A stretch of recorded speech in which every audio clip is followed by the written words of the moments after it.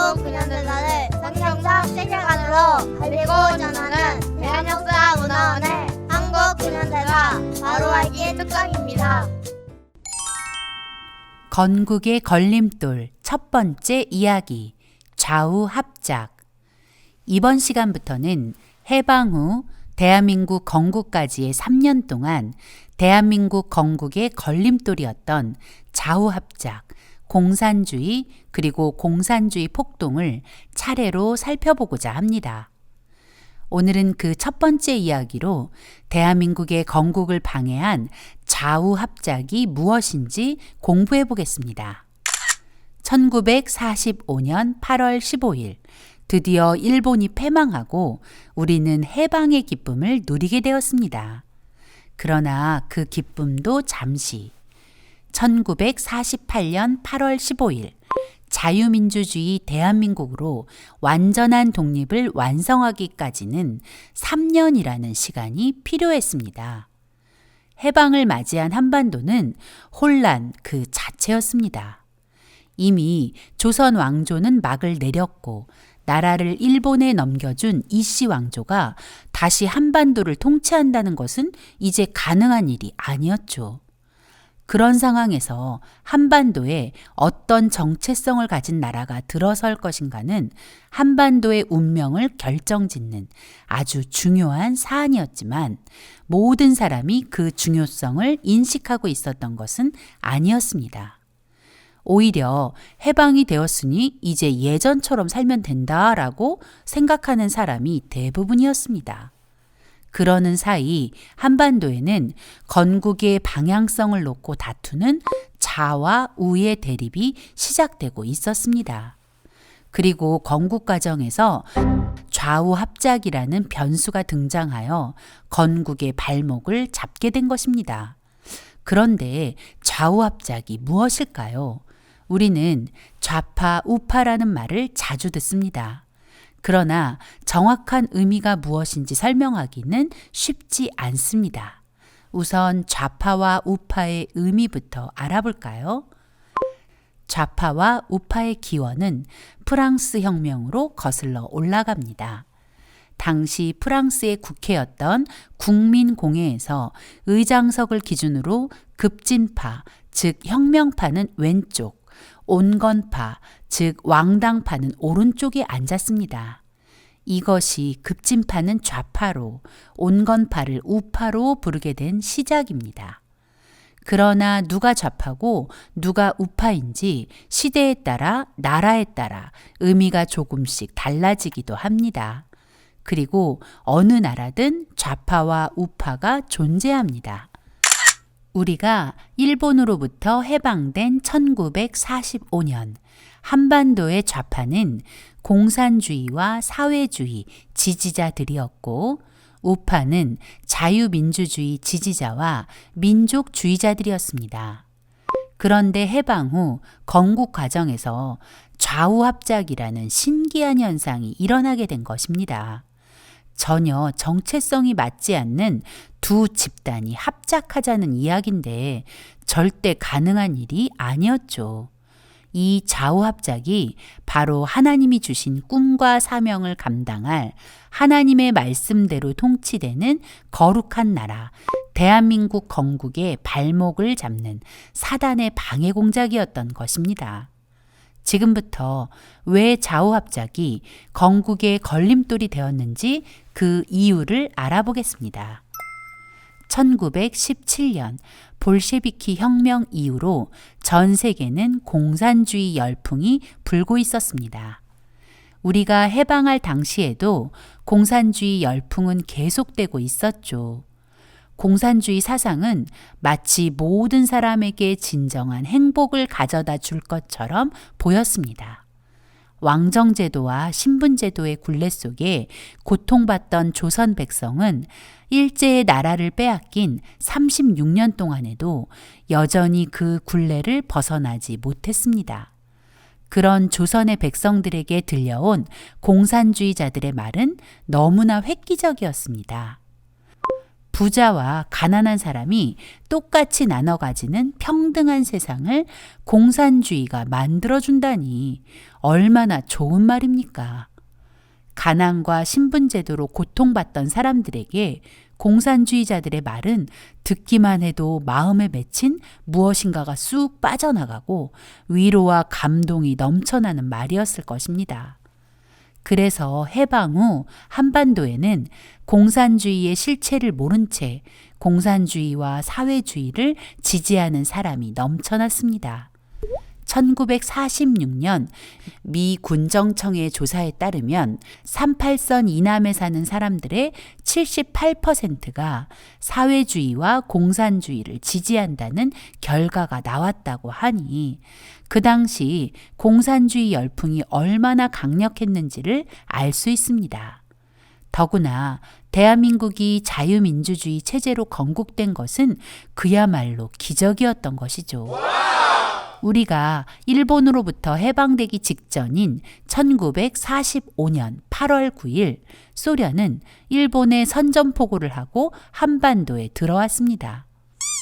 명목상으로는 일본 군대를 한반도에서 몰아내겠다는 것이었지만 사실은 한반도를 공산화하려는 속셈이었죠.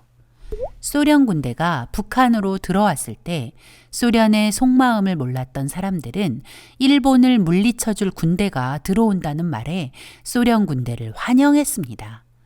앞으로 소련이 얼마나 끔찍한 일을 저지를지 상상도 못하고 소련군을 환영한 것이죠. 하지만 소련 군대가 북한에 들어올 즈음 이미 일본은 망해가고 있었습니다. 45년 3월 10일 미국이 도쿄에 어마어마한 양의 네이팜탄을 쏟아부어 도쿄를 초토화시켰고 8월 6일과 9일 각각 히로시마와 나가사키에 원자폭탄을 투하해 일본의 무조건 항복을 받아냈습니다. 그러니 소련은 이미 차려진 밥상에 숟가락을 얹은 것뿐이었죠. 이런 상황에서 조선 총독부는 일항의 항복이 공식화되면 한반도에 있던 일본인들의 안전을 장담할 수 없었기 때문에 대비책이 필요했습니다. 조선 총독부는 조선 사람들이 신뢰할 만한 사람을 선택해서 그 사람에게 치안권을 이양하여 일본인이 안전하게 빠져나갈 동안 안전을 보장받겠다는 수를 생각해냈죠. 조선 총독부가 국리 끝에 낙점한 사람은 여운형이었습니다. 여운형은 배제학당 출신으로 승동교회에 출석하던 기독교인이었습니다. 자신의 집 노비를 속량하고 독립운동도 했습니다. 그런데 문제는 그가 공산주의자였다는 것입니다.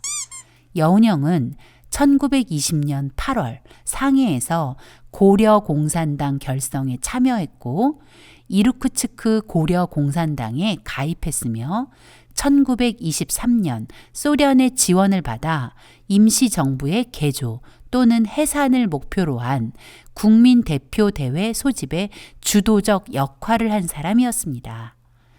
공산주의 ABC와 마르크스의 공산당 선언을 우리말로 번역했고 1929년 일본에 체포되어 3년 복역 후 석방된 후 국내에서 활동하며 1945년 가을부터 김일성에게 포섭되어 비밀리에 북한을 왕래하며 김일성 및 소련 군정의 지시를 받아 활동했던 공산주의자였습니다.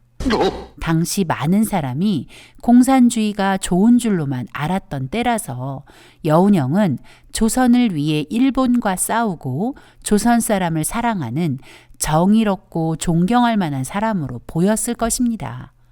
일본은 하필 그 여운형에게 조선의 치안권을 넘겨줄 테니 일본인의 안전을 보장하라고 제안한 것입니다. 여운형은 조선 총독부의 제안을 받고 서울의 은신에 있던 공산주의자들과 만나 일본의 제의에 어떻게 대응할지 상의합니다. 공산주의자들에게 정말 기쁜 소식이었죠. 이제 일본이 떠나면 새롭게 나라를 건국해야 하는데 공산주의자들은 그 나라가 당연히 공산주의 체제의 나라가 되길 바랬죠. 그런 상황에서 일본이 치안권을 맡아달라고 했으니 이렇게 좋은 기회가 또 있을까요? 그들은 일본의 제안을 받아들여 치안권을 접수하고 민족통일전선체를 만들기로 결정했습니다. 민족통일전선체는 공산주의자들이 쓰는 주요 전략 중 하나입니다. 공산주의자들은 자신들의 목적을 이루기 위해 적이나 아군을 가리지 않고 연합하는 전략을 사용하는데 실제로 힘을 합하는 것은 아니고 그런 척하는 것입니다. 여운형과 공산주의자들은 일본의 제안을 받아들인 후 건국준비위원회를 만들어 우파와 손잡는 척하면서 뒤로는 공산주의 나라를 건국하려는 속셈이었습니다. 8월 12일 여운형은 형식적으로 우파와 중도 진영의 사람들을 만납니다. 여운형이 만난 사람은 중도 진영의 안재홍과 우익 진영의 송진우였습니다. 여운형은 두 사람을 만나 조선 총독부가 치안권을 넘겨주기로 한 것과 건국준비위원회를 만들어 건국을 준비하자고 제안했습니다. 중도의 안재홍은 좌우합작으로 건국을 준비하자는 의견에 동의하지만 우익의 송진우는 반대했습니다. 송진우는 이미 대한민국 임시정부가 있는데 왜 여운형이 일본으로부터 치안권을 인수받는지, 더구나 일본의 항복이 코앞에 있는데 왜 망한 일본과 그런 협상을 했는지 이해할 수 없다며 그 제안을 거절했습니다. 우익의 반대에도 여운형은 1945년 8월 15일 아침 일본에게 치안권을 인계받고 그날 밤 건국준비위원회를 결성합니다. 이후로는 건국준비위원회를 건준으로 지칭하겠습니다.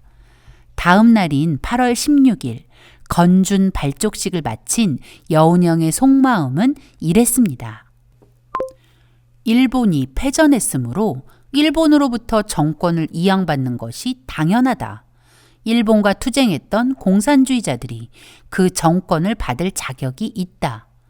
조선 총독부가 나에게 치안권을 넘겨주었고 곧 소련이 내려와 한반도를 공산국가로 만들 것이고 이제 감옥에 있던 우리 공산주의자 동지들이 석방되어 좌익에 힘을 보탤 것이니 그 전 단계로 잠시 합작을 하다가 인민위원회를 만들어 인민정권을 수립하고 우리가 원하는 계급 없는 세상, 프롤레타리아가 다스리는 공산주의 나라를 세우면 된다. 여운형이 꿈꾼 나라는 자유민주주의 국가가 아닌 공산주의 국가였음이 분명합니다. 그리고 그들이 말하는 좌우합작은 진정한 연합이 아닌 공산주의자들의 속임수라는 것이 분명해집니다. 건준이 결성되었을 무렵 골수 공산주의자 박헌영이 등장합니다. 일본의 눈을 피해 숨어있던 박헌영은 해방 후 서울에 나타나 자신이 소련에게 인정받은 조선공산당 재건 책임자이며 조선공산당이 재건되었음을 선언합니다. 게다가 건준의 주도권도 박헌영에게 넘어가게 되었죠. 그런 상황을 지켜보던 중도의 안재홍은 건준의 실체를 알게 되었습니다. 자신이 속았다는 것을 깨닫게 된 것이죠. 그렇게 9월 초 중도파 안재홍도 건준과 결별을 선언합니다. 이런 사실을 놓고 볼 때 건준은 공산주의자들을 위한 건국준비위원회였다는 것과 자유민주주의 체제, 대한민국 건국의 걸림돌이었음이 분명해집니다. 그런데 현재 대한민국의 역사교과서가 건국준비위원회를 대한민국 건국의 주도적 역할을 한 것처럼 가르친다는 것이 우리의 마음을 더 비참하게 만듭니다. 박헌영은 여운형에게 건준의 재건파 공산주의자들을 더 많이 참여시키겠다고 통보하고 건준 창설 멤버 중 일제 말기에 일본에 맞서 투쟁하지 않은 사람들은 모두를 건준의 요직에서 배제시켰습니다. 여운형은 그야말로 낙동강 오리알이 되었죠. 이제 건준은 박헌영의 뜻대로 움직이는 더 확실한 공산주의자들만의 모임이 되었습니다. 박헌영은 이제 더 이상 그들의 본색을 감추지 않고 공산주의 나라 건국을 시도합니다. 조선인민공화국을 선포한 것입니다. 이하 인공이라 지칭하겠습니다. 1945년 9월 6일 밤 박헌영과 재건파 공산주의자들 그리고 소수의 경인지역 노동자들은 경기여고 강당에 모여 우리는 3천만 조선인의 총의에 입각한 정부다 라고 주장하며 한반도의 공산주의의 정부 인공을 선포했습니다. 말도 안 되는 억지였습니다. 이렇게 공산주의자들의 빠른 움직임에 혼란스러워진 남한의 상황을 지켜보던 미군정 사령관 하지 장군은 정부인 것처럼 행세하는 정치단체의 활동은 어떤 것이든지 모두 불법으로 취급할 것이다 라고 선포하고 건준과 인공을 불법 정치단체로 규정했습니다. 한반도가 공산주의자들에 의해 혼란스러운 상황에서 8월 9일 북한에 주둔해 있던 소련은 해방 후 열흘 만인 1945년 8월 24일부터 25일 38선을 봉쇄하고 남북의 통행과 통상도 막아버렸습니다. 그리고 9월 6일에는 통신과 우편의 왕래도 차단해 한반도를 완전히 둘로 갈라놓았습니다. 이런 상황에서 1945년 9월 8일 뒤늦게 미국이 남한에 주둔을 시작한 것입니다.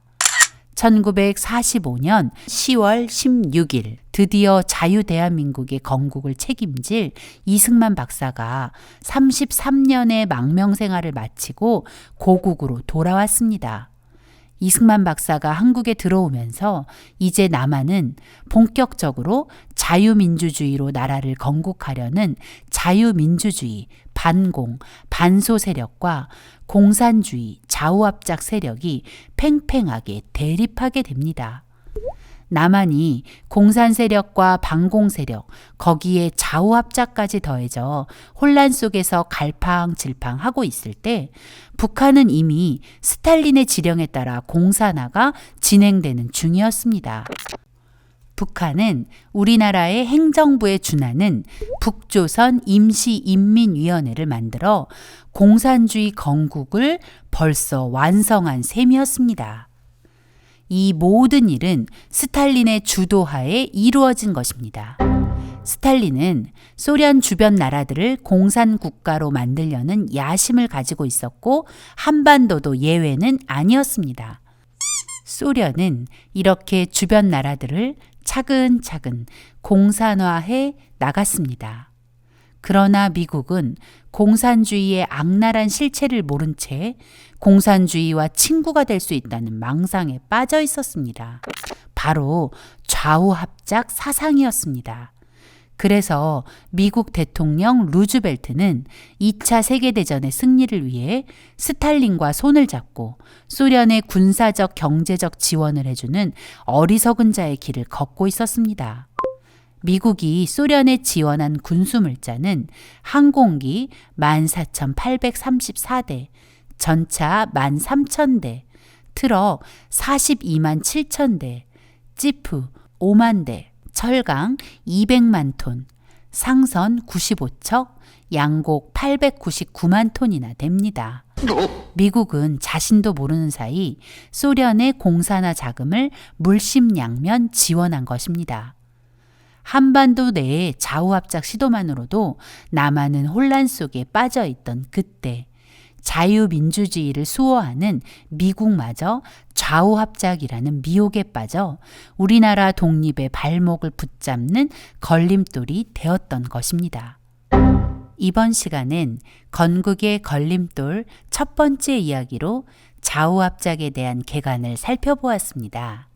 다음 시간에 건국의 걸림돌 두 번째 이야기, 좌우합작의 결과인 모스크바 삼상회의와 신탁통치 이야기로 이어가 보겠습니다.